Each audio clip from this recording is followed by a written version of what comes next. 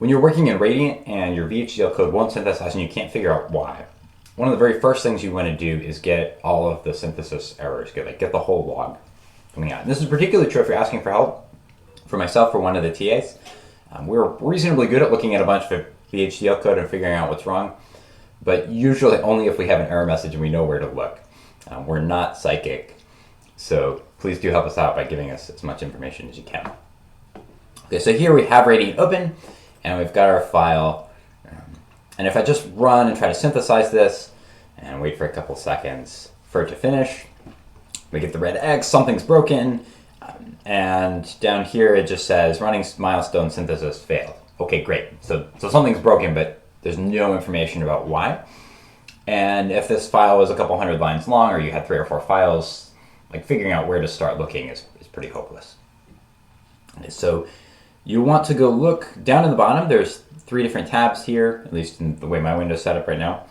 And if you click on the Output tab, this will have a fairly long log of the synthesis engine running. So that when it runs synthesis, it's pretty verbose and spews out a whole lot of stuff. But helpfully, Radiant will highlight all the errors in red. And so if we scroll through, we can find the error here that there's a syntax error on line 16. So the number in parentheses means what line it's on.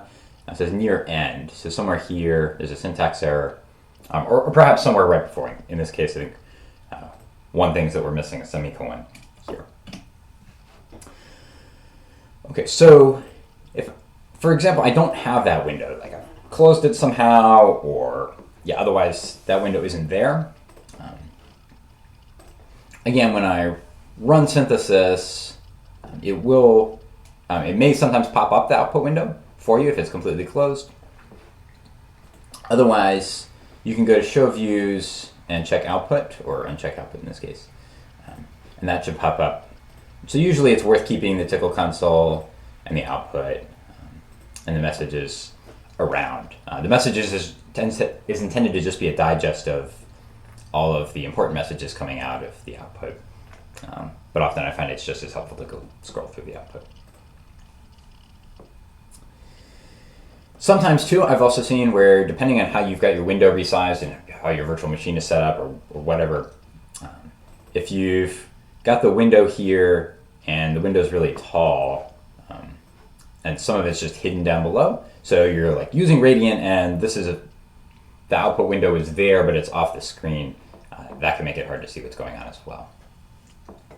So you can check those things, get the error messages, and then hopefully that will set you on the right path towards finding that needle in the haystack.